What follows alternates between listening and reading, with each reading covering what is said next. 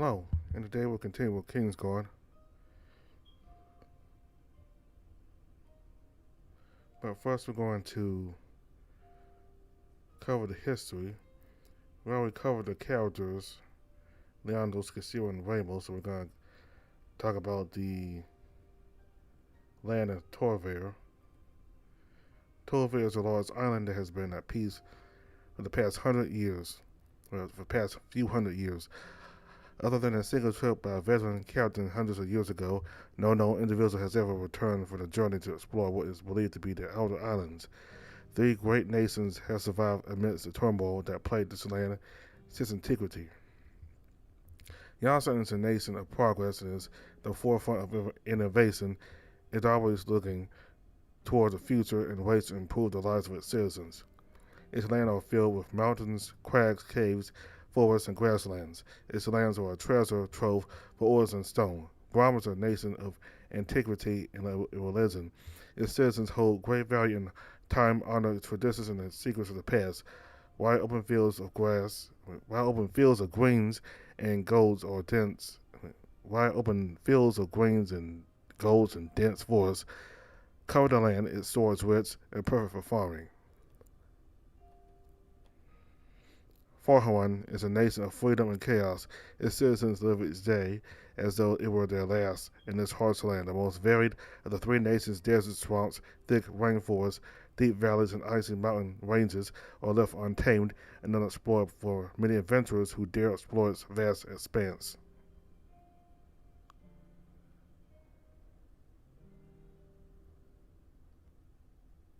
We'll get to some more of that next time. So we gotta go ahead and continue now.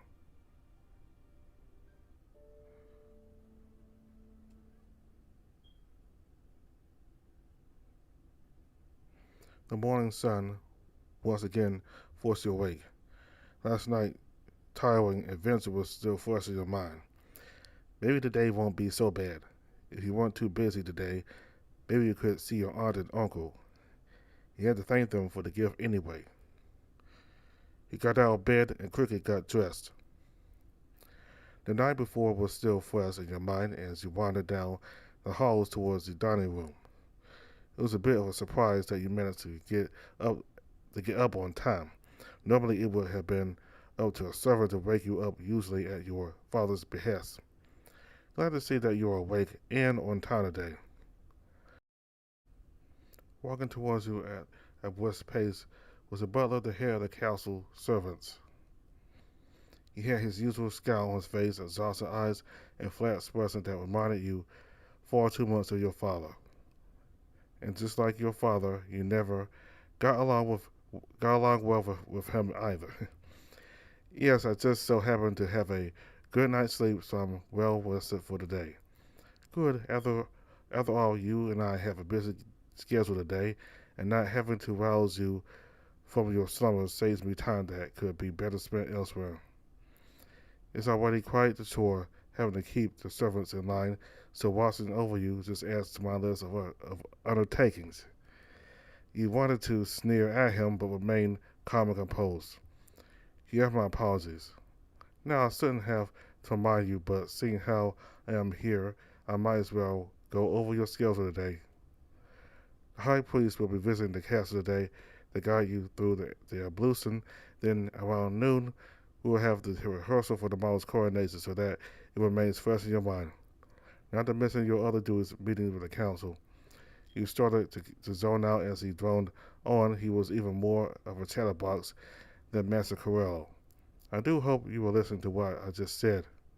Yeah, I heard you. Is there anything else? Not so long as you follow your duties to NT and cause no trouble. That is all that matters. Now, if you will excuse me, I must get back to work. There is too much to do, not enough time, and a lack of capable hands to see it all get done. Your aunt and uncle have already been seated in the dining hall and are currently awaiting your arrival. Make sure that you do not keep them waiting. I take it father is waiting as well. No, he won't be joining you. I'm sure you can understand that your father has also has his kingly responsibilities to attend to that keep him very busy. Of course, I shall take my leave, Your Highness. Good day. He gave his most somewhat courteous bow and left. God, what a blowhard, talking to me in such a way. Mark my words, old man, the first thing I do as king is hire new staff. Breakfast was much more enjoyable this time around. Anytime we Anytime spent with Esther and Marilyn was always pleasant. You apologized immensely for not being able to join them at dinner time and thanked them graciously for the present. You told them while it didn't speak to you, it really was a beautiful blade. It's alright. We assumed we wouldn't have many opportunities to meet with you given how busy you must be with preparing for the coronation. But you really do like the present we picked out for you. Of course, it's beautiful. Even the armory doesn't have a blade quite like this. I haven't yet had the opportunity to sell it to Leandros, but I'm sure he would be jealous. That's great to hear.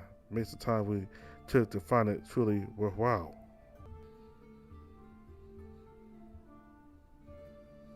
You know what? We should give it a name. That's a great idea. All the heroes have names for their swords. Well, I don't think I will ever be considered a hero. But didn't this blade already have a name? As far as we learned, no it didn't. If it did, it might have been long lost or another language that may otherwise be extinct. I might try asking Coelho then. He's rather knowledgeable about history and might be able to dig up something. But in the meantime, I'll think of one. Please let us know what it is when you do.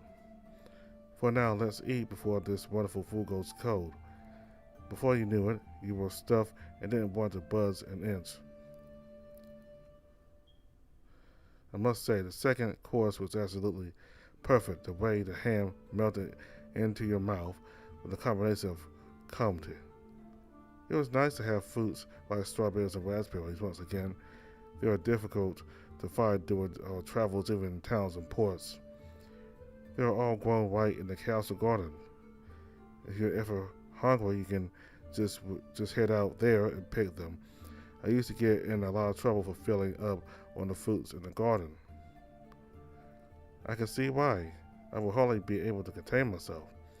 It was nice to be able to spend time with your family and to also help take your mind after the events of yesterday and the coming coronation tomorrow.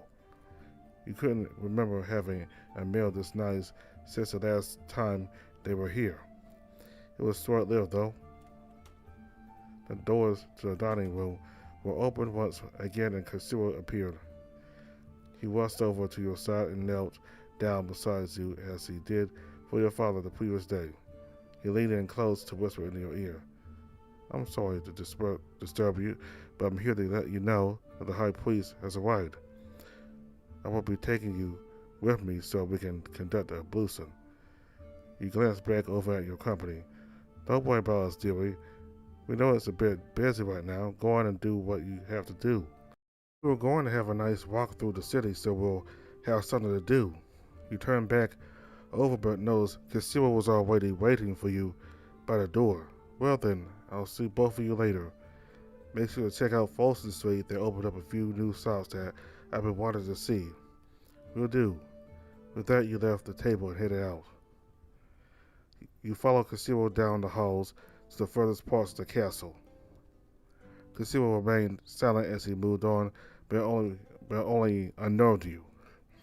He questioned just what Kasura might have known.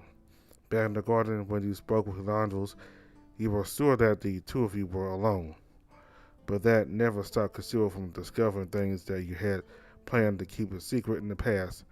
He always seemed to know everything that went on in the castle, in the same way Coelho knew the names of all the books in the library. You started to lag behind and Kasura stopped in his tracks and turned around. Was there something you wanted to say? He must have also been a mind reader as well.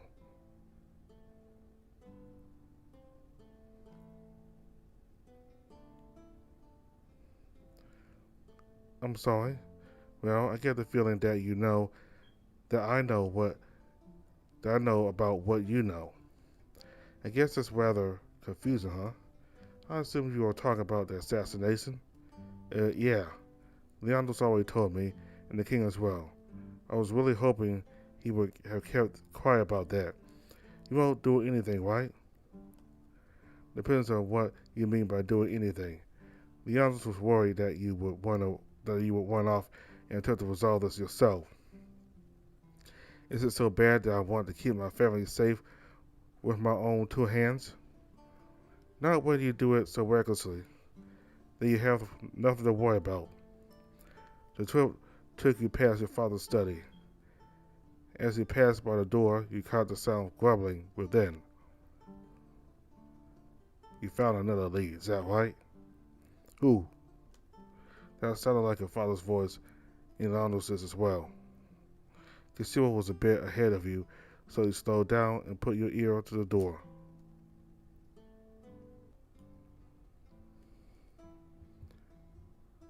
Guys, that contemptuous fucker. Are you sure it's him? There's no doubt about it. He was last seen somewhere in Townsmer's Landing. Still prowling around like a damn devil. I won't let him near here. You leaned in closer, trying to peek through the keyhole to get a better look inside. We must be extra diligent then. The nobles will be in danger then, as well. Ensure double security checks at the gates, and if you can, have your men do a thorough sweep through the city. If he thinks I have forgotten what he did to Ella, don't eavesdrop.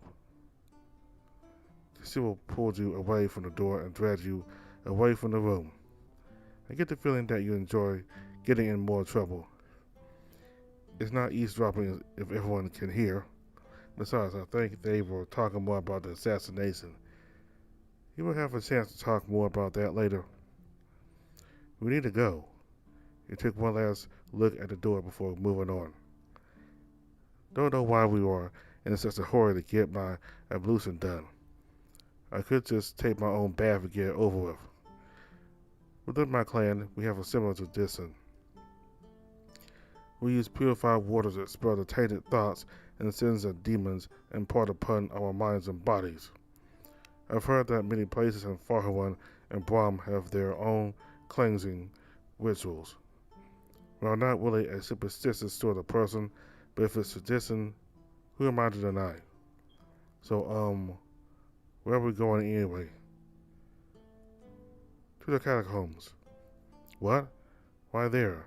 I thought you already knew why. Well, the only thing down there is an underground pond. That is where you will be cleansed. In those waters, they expect me to get clean in that stagnant cesspool. Where else would it have been? At a church where everyone else gets it done. They're not keeping me here because of assassination, are they? From what I'm told, this water is supposed to be special. Like how? This is all I was told. I don't imagine they will be bathing you in anything dirty, though, so you shouldn't need to worry about that. This will be my first time witnessing it as well, so other than what the king has told me, I don't know too much about it. The southeast wing was the least used area of the castle. It was also the one place you so constantly avoided for numerous reasons. Only 2 other times had you bothered to travel down here. The first time when you wandered the halls as a young boy. A ball you were playing with slipped out of your grasp and fell down a dark stairwell into the abyss below. It was the very place you were heading to now. At the time, it took a lot of bravery to descend that stairwell, but after taking a few steps you ran back to your parents crying about monsters taking your toy.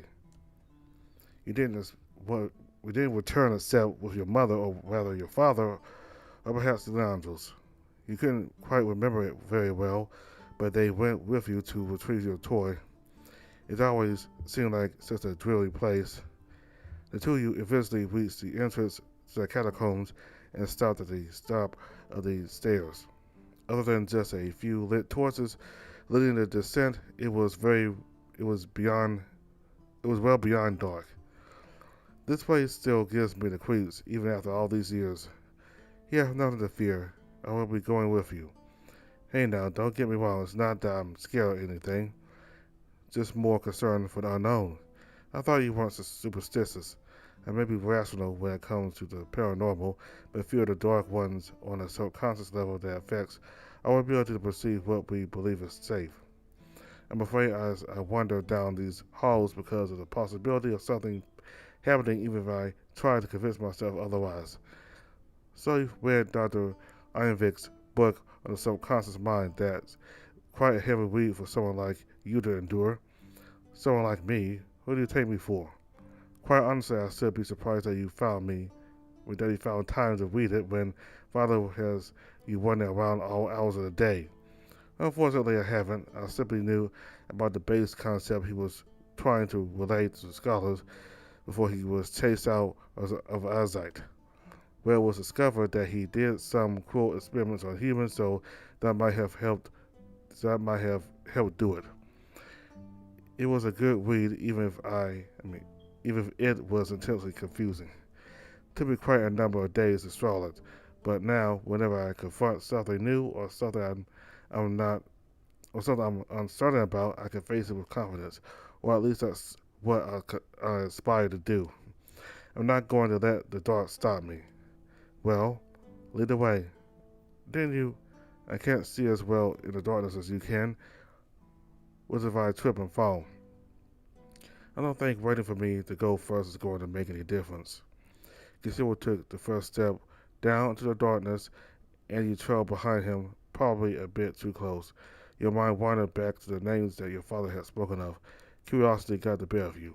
The name Guys was familiar, though you couldn't quite put a finger on it.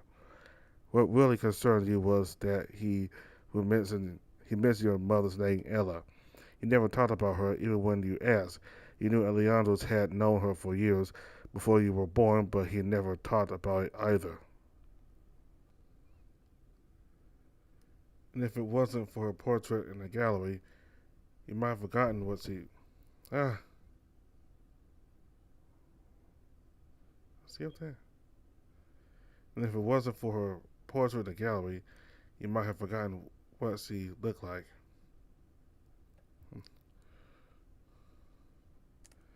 Lost in thought, you tripped, but Casimo was fast enough to catch you. Thank you. I would have eaten bricks there. You tried to laugh it off, but Casimo's eyes showed intense worry. Are you sure you're alright? You stared into his eyes for a bit longer than you expected. After the fox helped you get back up, he quickly let go of you. Yeah, I'll be in a bit more careful. Let's continue. Kisimo grabbed your hand and was more careful about making sure you could get down without incident. After what seemed like 1,000 steps, you finally reached the bottom. It felt a bit warmer down here, to your surprise, similar to that of tepid mist wafting out of the bathroom and licking your skin. The moisture in the air was thick and your clothes became damp and heavy. The likely culprit was an underground pool found down here. It was a sacred place that many believed that the gods and goddesses themselves once bathed in long ago during Havana's founding. It was one of the 5 sites in the world that became revered as places of worship and sacred power through visitation by the gods. One could be found in the Valley of Death, a crossover between the 3 nations and 2 more were in Brahm. Farhawan had a final resting place atop a mountain of ice and snow, though it and the Valley of Death were never visited because of the dangerous trek one would have to make to see them. Of course, it seemed more like a folk tale that became far too inflated with reverence and exaltation. As you looked on ahead, a man waited at the end of the room, likely the high priest. Along the sides of the room were his apostles, all with hoods up and over their heads covering their faces. Only a few torches were lit, so even if they didn't have their hoods on, you doubt you could have recognized any of their features. It actually kind of frightened you. After learning of the assassination, this whole scene just looked like a trap to you, or that you were being welcomed into some cult. You inch slightly closer to conceal. At the other end of the room was a set of large wooden doors. Beautifully carved into the wood was a depiction of what you assumed to be the god and goddess in the fight of the Valley of Death. Two apostles opened the doors for you to enter the inner sanctum, and you walked forward with unease. Hold. Close. The high priest stopped you at the door, and the apostle beside him held out a hand. The apostle looked to be the same as the others in the room, only his robe was a bit more decorated. The high priest still looked the same as always. He was dressed elegantly in white clothing that set him apart from everyone else, almost to the point of flaunting of the church's wealth, power, and authority, even more so than the royal line did. Why do you need my clothes? You will not bring tainted garments near the sacred waters. I have never heard of such a thing. You will not be allowed to enter until you first get changed. Undress. We have something more suitable. Seriously? Who let this pervert in our kingdom? It was darker than most of the apostles, and the room had occupied the outer edges, so maybe they wouldn't see you. Conceal had soon to vanish, though. Not that you wanted him to see you or anything, but if something happened to you down here, it was going to be on his head. Begrudgingly, you removed your clothes. Two apostles stepped forward and draped a very fine silk tunic over you.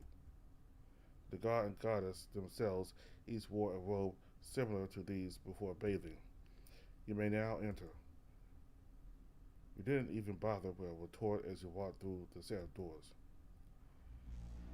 The sound of the door closing behind you echoed magnificently in the chamber. It actually frightened you a little when a bit of the ceiling crumbled down. I better not get buried alive in this decrepit place. You looked up just in time to have a droplet of water fall onto your face, whose stalactites hung down from above, and even large stalagmites rose up from below. You pressed onwards, following a narrow pathway lit by torches. The pathway opened up into a much more spacious area, and the room glowed in a calming and soothing greenish blue that seemed to be emanating from a large pool of water. Small lights swaying on the surface of the water created an enchanting display. They danced like fireflies and enticed you to come closer. It certainly was a rare and fantastic sight, and you almost believed for a second to the possibility of the god and goddess truly bathing here. It was easy to see why people believed this to be a sacred wonder of the world. The light seemed to soothe your mind as you came upon the water's edge and peered into its depths. You dipped your feet in to test the water and found it cool to the touch, but not chilly enough to reel back. The water rose quickly up to your knees as soon as you stood. As you kept moving in, you nearly lost your balance at a dip at the bottom. Once you found your footing again, you were waist deep in the pool. You stopped in the middle of the pool and simply took everything in. The sights and sounds were so surreal and seemed to lull you to sleep. You fell onto your back and stared at the ceiling as you floated on the surface. For some reason, you felt out of body and mind.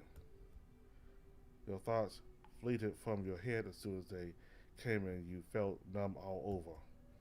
You closed your eyes, relaxed, and slowly drifted under.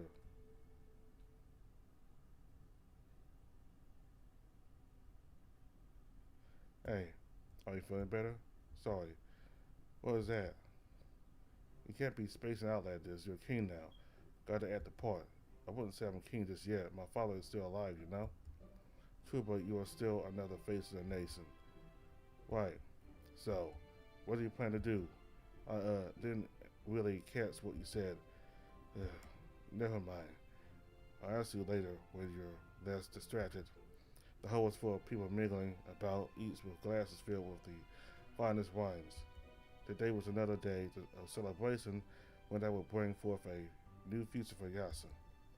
The doors of the far end of the throne room opened and you watch the familiar face of a fox weave through the crowds to get to you.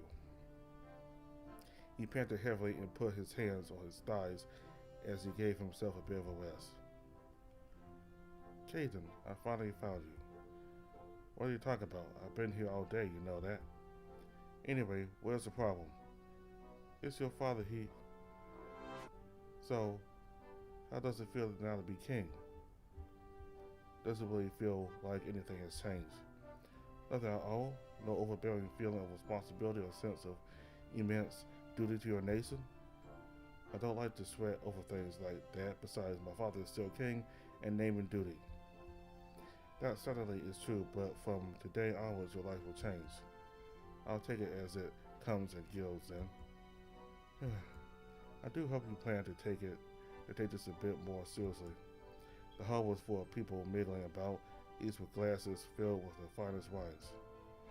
Today was another day of celebration, one that would bring forth a new feast for Yas. The doors at the far end of the throne room opened and you watched the familiar face of a horned beastman stomp his way through the crowds to get to you. He panted heavily and put his hands on his thighs as he gave himself a bit of a rest. Caden, I finally found you. What are you talking about? I've been here all day. You know that.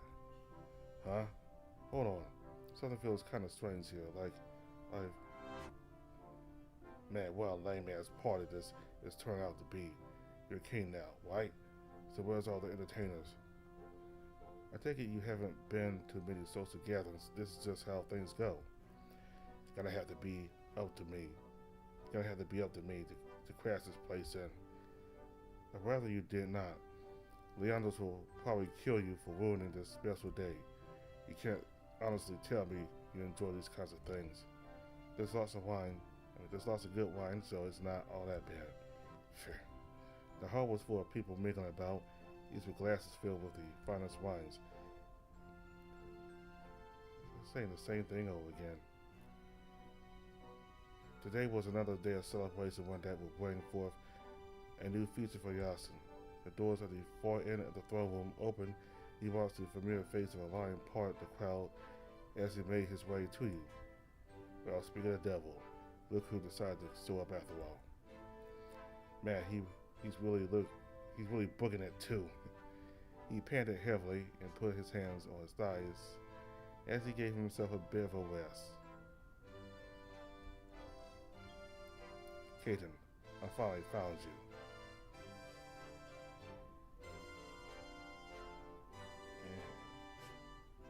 They're saying the same thing now. All of them.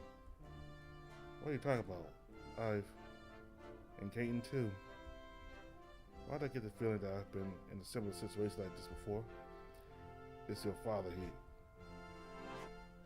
I'm sure your father has his reasons. He must have a reason. Hey, Leandros, you ever get the feeling that we've done something similar to this before? Similar? Like that I've already had a coronation. Are you speaking of deja vu? Are you sure you feeling alright? I don't know, my head is starting to hurt. Do you need to lay down somewhere? Caden, I finally found you. It's about my father, isn't it? Yes. How did you know? You said that before. I'm sure of it now. Why does my head hurt so much? Thankfully, everything went smoothly. No one was hurt. We managed to even catch him in time. Catch him? No, who was it? It was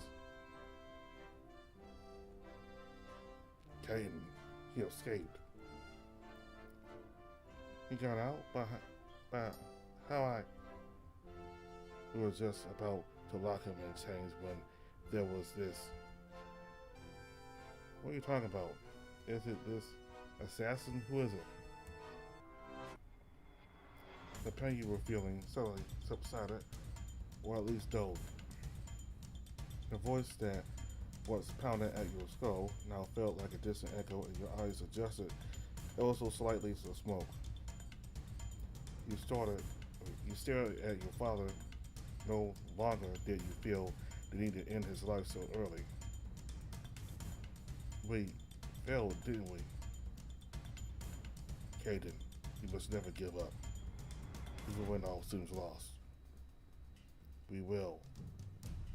We will make it through this. He didn't sound convinced of his own words, but even if his own advice didn't sate his fear, he was right. There was no time to give in. Leandros, where the hell are you? The warrior guards below were doing the best that they could to hold back the encroaching chaos.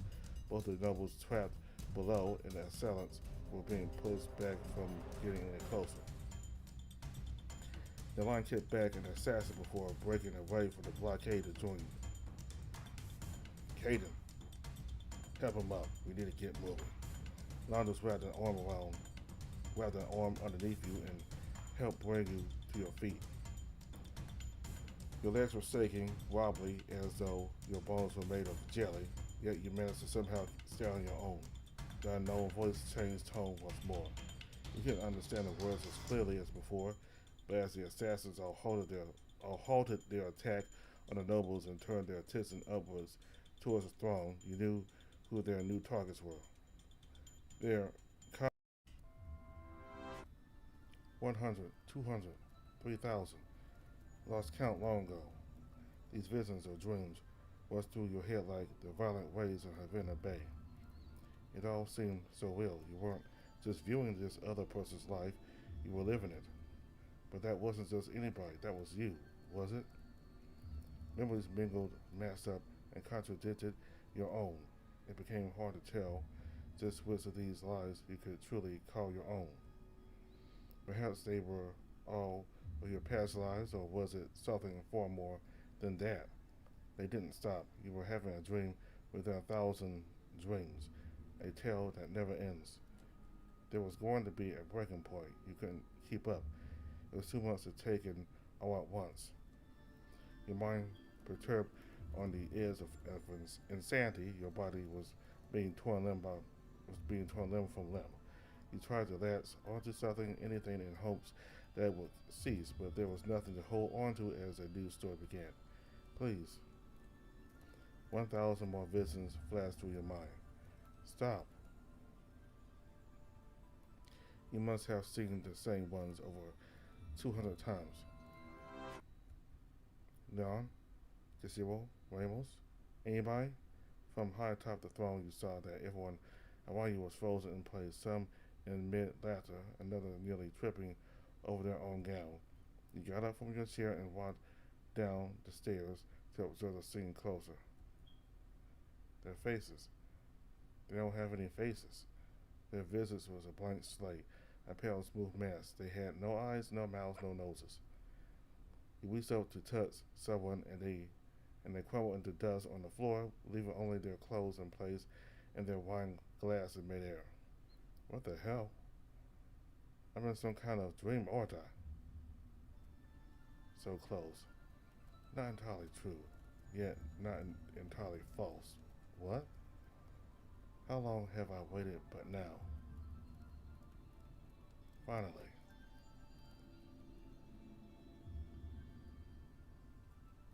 We're all alone.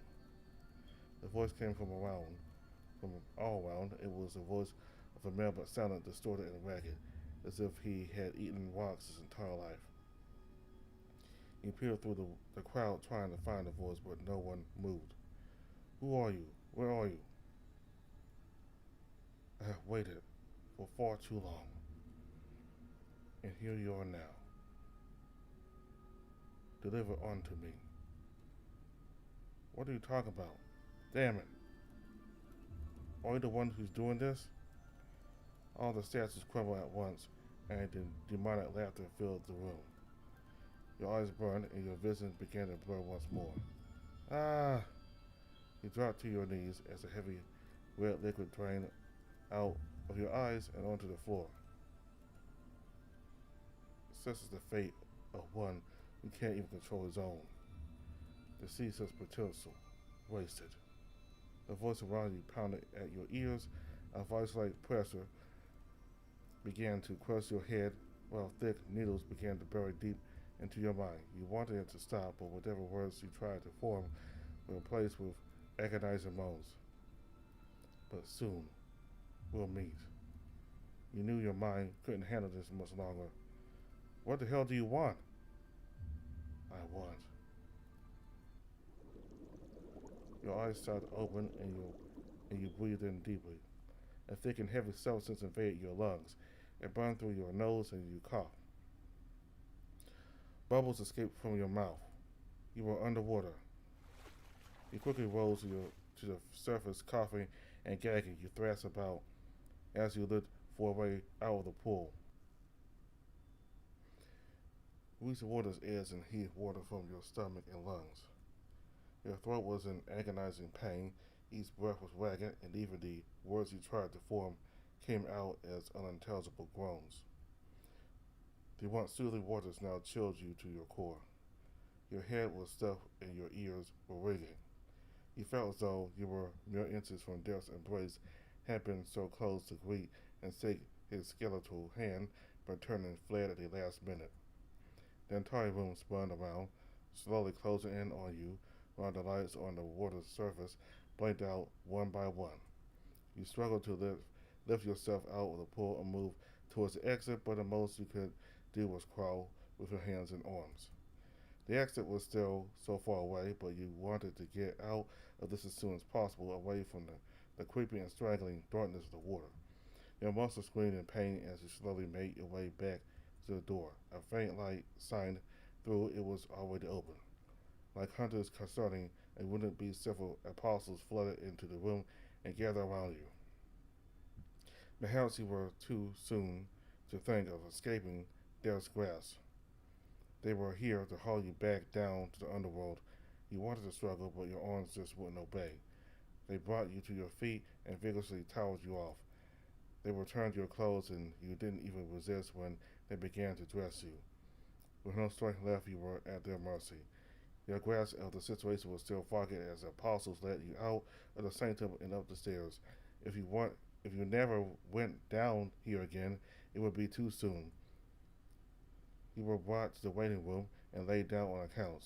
Questions swarmed your mind despite your fatigue. A servant approached, carrying with her a few cups, a teapot, a bowl for sugar, and a jar of honey. She set it down on a nearby table and left the room along with the apostles. The only other person in the room was the high priest, who was about to leave as well. Wait, before you go. Your voice was still hoarse, and the words that came out of your mouth were quiet like a whisper. The high priest didn't seem to hear you. Don't go, please. You felt daggers scratching against the inside of your neck. You coughed hard and loudly, and the priest turned to look. Your hand went out. Speaking was difficult, but you could at least interact with him using body language. You wish to speak? You nodded. You owe me some answers. You have quite the tenacity even after going through such an ordeal. The high priest backed away from the door and sat in a nearby chair. I suppose I have some time. What was that? What what do you do to me? What what did you do to the water? We did nothing to the water. You got to be joking me. That was not a normal path. The priest reached out for the teapot and the cup and poured some tea. He added in 2 cubes of sugar that bear honey as well before handing the cup out to you. Drink. It will help ease your pain. I don't want any tea. I want answers. Drink. He handed the cup out closer to you, and you peered inside. It's not poison. Drink. You carefully took a sip so as to not scald yourself in the warm.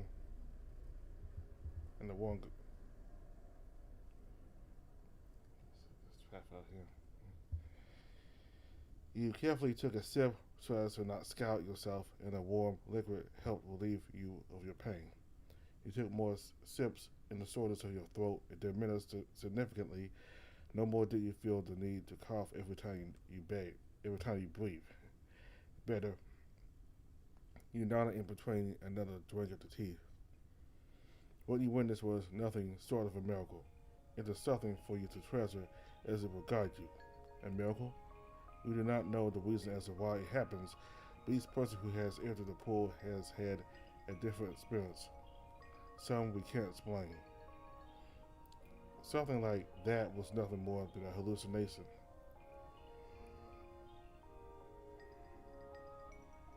The pool has many secrets as such for a sacred location where miracles occur. As calling what you experience a hallucination gives you a bit of solace, so be it, but you cannot deny what happened. After all, you were submerged for at least 2 hours. That should speak for itself. 2 hours? Alora's grandfather clock was situated in the waiting room. He squinted, and sure enough, 2 hours really had passed. That should be impossible. No one can survive underwater for that long, except for maybe some of the beastmen down in the docks, though I'm not really that sure about that. Our world is filled with plenty of mysteries. Are you going to say that was an act of the gods or something? You sound like you don't believe me, when this is in fact happened to you, not me. Because I wouldn't be alive if that was the case. People can't survive without air for longer than several minutes. I would like to see you try to hold your breath for that long. Tell me, while you sit here in this grand castle, how much of the world do you know? Can books tell us everything, and do any of us truly know anything with utmost certainty? Is this rambling philosophical nonsense? Perhaps it would seem a bit difficult to believe all this. I've known about you for quite a long time, young prince. Really now? I am the high priest in the church, and the royal family are tied in many ways as you should know. I was there when you were born and have watched you grow up since you were young. Your father and Corello tell me that you are a seeker of truth, always one who loved the unknown. You were underwater for 2 hours. You saw something, a vision, a hallucination only given to you. I am telling you nothing but the truth. I gain nothing from trying to deceive you. You are free to ask me any questions, and I will try to clarify as best of my knowledge. You're sounding less and less like a priest. Alright, so let's say that I believe this whole thing, me being alive after not breathing for 2 hours. I recall waking up in the water and nearly choking to death. So what was happening to me now? So what was happening to me then? And you're sure you didn't just pull me out of the water, then toss me back in after I fell asleep? As I said before, we did nothing to you. You were alone in the sanctum until you woke up. We do not know how this phenomenon happens. It simply does. For the most part, someone enters a pod, stays there for a while, and leaves with a vision. The time varies by person to person. Some are in there for less than a few minutes, others upwards of an hour. Your case is quite peculiar. No one has ever been in there for that long, but I can tell that you will be someone truly special. Those that have spent the most time in the water have grown up to become great achievers. I'm not really getting this. Perhaps you should ask me something more direct then. I want to know more about why that pond is so special. Do you recall the tale how it came to be revered as it is today? The god and goddess of the past traveled here during their pilgrimage to put a stop to the war. They had hoped to prevent a great battle from the beginning here. But they were too late. The city was already destroyed by the time they arrived. Yes, thousands were killed, but they did manage to stop the battle from claiming any more lives. But they gathered the people that remained from all sides of the conflict and began a rebirth of the city. This land should have been impossible to revive, but they were gods and not humans, and people began to slowly gather back into the city until it expanded into what it is today. But the only reason this place became so famous was because the gods bathed in the waters below. I don't see how people would decide to revere it as they do now. If all it's used for is baptisms, what makes it so special, and it's also set out to most of the populace anyway. Why? You witness firsthand what happened when you enter the waters. Do you not think that alone makes it a place of worship? As for the for the common public, what do you think would happen if more people learned of what these waters could do? If several thousand people all entered the pool and were granted a vision similar to your own, would they not want to return and learn more? Knowledge is a dangerous thing. If in excess, it will poison one's mind. The founding rulers from long ago realized the dangers that this pool could bring to the land that had finally learned what peace means, or what peace was. People would fight and kill over this, so they forbade all from entering. But only those of royalty or with the church can enter. It seems like they only wanted to keep the knowledge of what the poor could bring to themselves. I can't say that all their actions were pure, were just and pure, but given what power that pool, given what power the water can give, it was right of them to do so. For the past several centuries, the pool has only been used sparingly. For even an apostle to enter the waters, they must be with the church for at least 10 years. For royalty, it is limited to when one raises to become king or queen. It still seems suspicious to me now. If word got out what these waters could give, then trying to calm the populace would seem nearly impossible. It is good that many have a lot of faith in the royal line. Their father has been a fair, just ruler, and the people love him for it. Still feels like I'm lying to the whole country if I remain silent after learning about something like this. Even I wouldn't be able to stop you if you choose to reveal the truth. All I can do is warn you of the consequences that could ensue.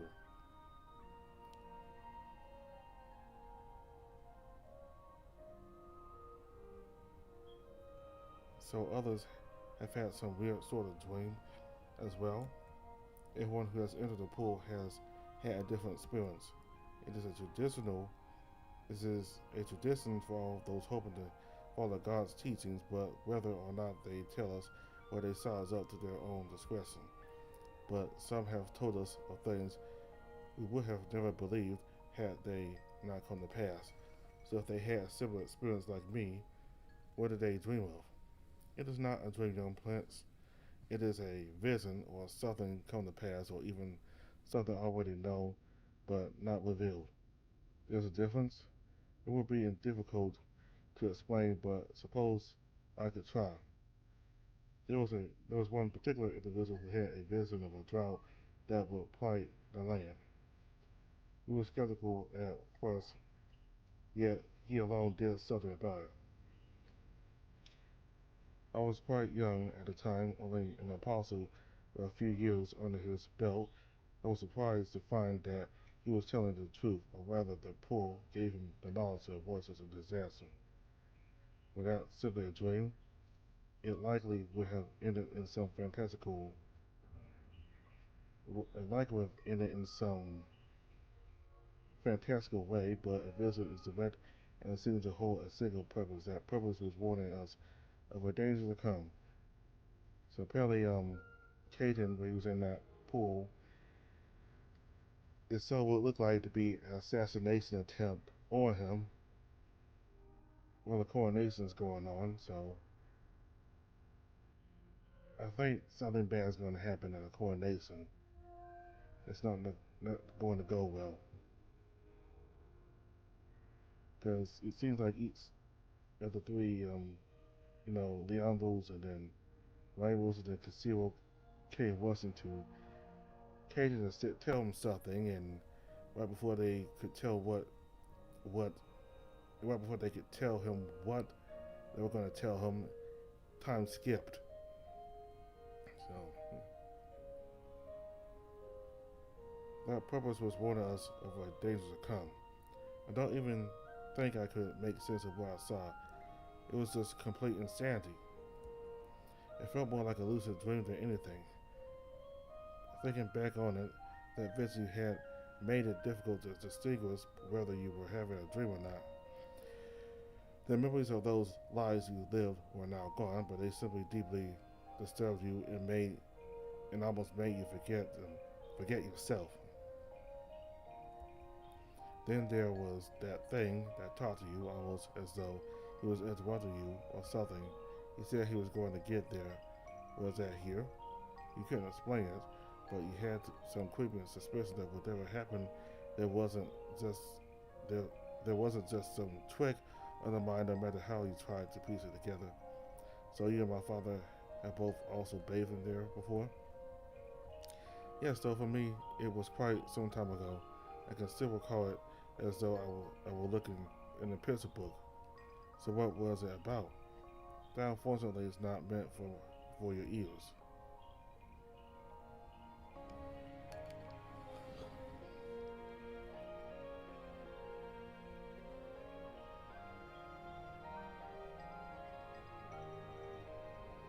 Said that the pool of light is a place where miracles occur.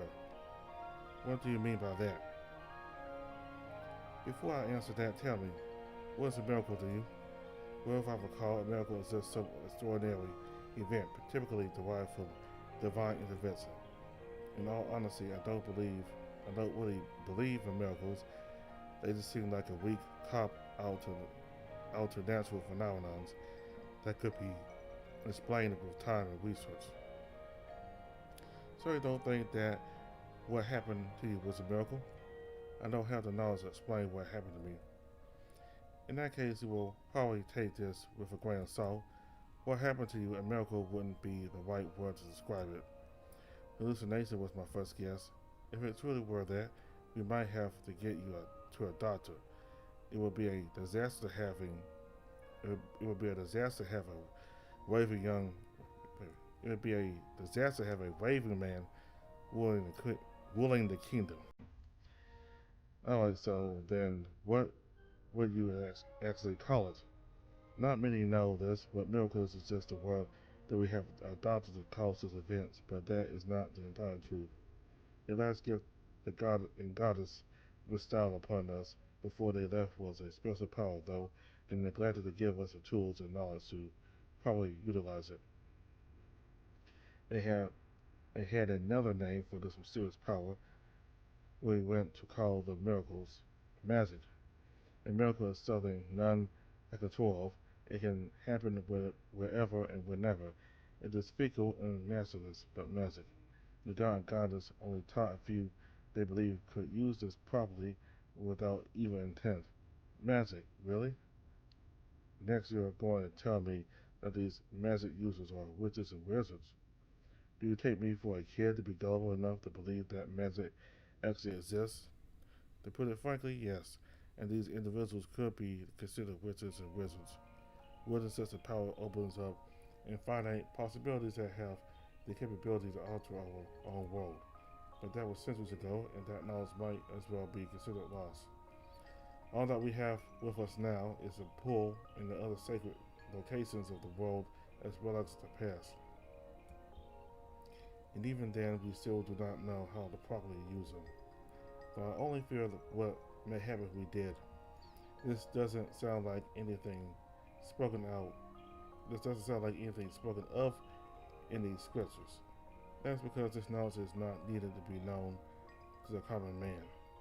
But you're willing to tell me this? There are many out there who would deny this claim. I only told you of this because you asked and it is connected to the poor in some way. Of course, regardless if you believe me or not, knowing about magic and being able to use it are two separate things. I would imagine one would have to spend longer than a human lifetime to study and learn it, but there is always a possibility that a record resists. At that point, it would be up to those that read about it to believe in it themselves.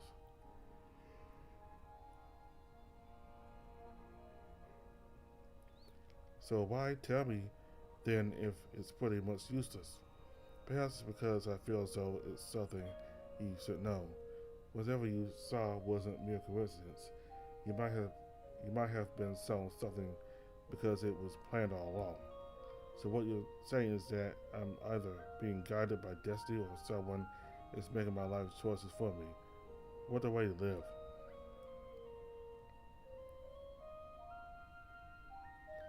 One more question before you go. How is it you learned all this? Some knowledge is best left out of the hands of the many. I can't tell you where I learned what I know, unfortunately, but you were willing to share it with me. It seems contradictory, doesn't it? Know that it is because I can trust you with this knowledge. Of course, it would be foolish to explain all that I know. Not that we would have the time. Not even the apostles know of this yet, and I doubt any of them may ever. No faith in them? Simply now, simply know what I have told you of this because you are one who must know. I had to know about all this. Sooner or later, you will have asked all about this. Is that what you saw then? Me asking these questions and you telling me the answers? Just make sure that if you do share all that you now know, that it will only be with someone you would trust your life with. I feel that I have used up too much time here. I have a lot of preparations I must make for tomorrow, as do you. Caden, you have a great ordeal ahead of you. It will be painful, and there will be times where you will have to make choices and decide for yourself what is the lesser of two evils. Stay strong, not just for the nation or your ideals, but for yourself. It truly was an honor to meet with you. I do hope your future stays bright during these troubling times. The high priest got up, and after a quick bow, he was off. I could tell that he wanted to say more, but it didn't seem as though he didn't want to, but that he couldn't. I guess I can't blame him for wanting to keep some things to himself. If I told anyone what I just saw, they would think I was some delusional madman who needs to be sent to the hospice.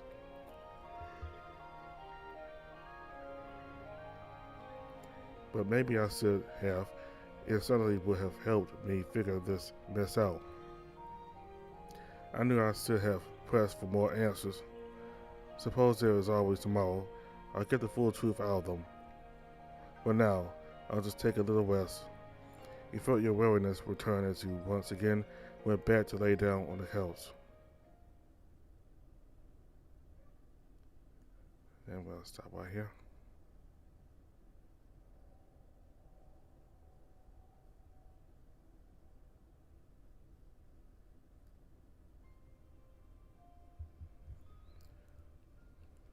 Alright, so the police told Caden that he'll have to make some difficult choices ahead. You know, the lesser of two evils. So, yes, he'll still have to commit some evil. I wonder what that is. And that the police said he can only trust his secrets and what he went through with someone he trusts the most. So, apparently, it would be either Leandro's or one of the other two. Like, I don't know if it's Leandro's or if we go to other choices, it would be Castillo or Ramos. But anyway.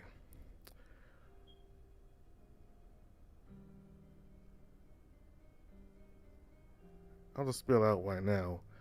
I gotta say, Leandro's will last.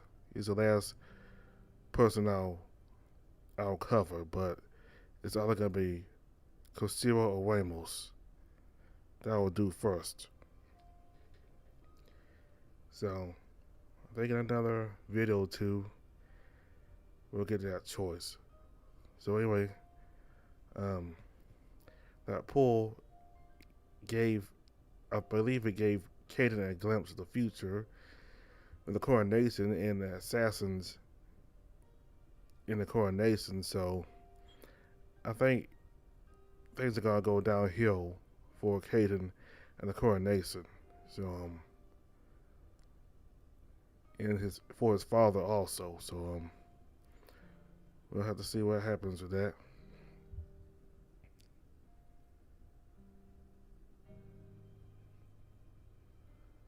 Alright, so that's all I have for now. We'll continue with Kingsguard next time. Thank you all very much for watching. Goodbye.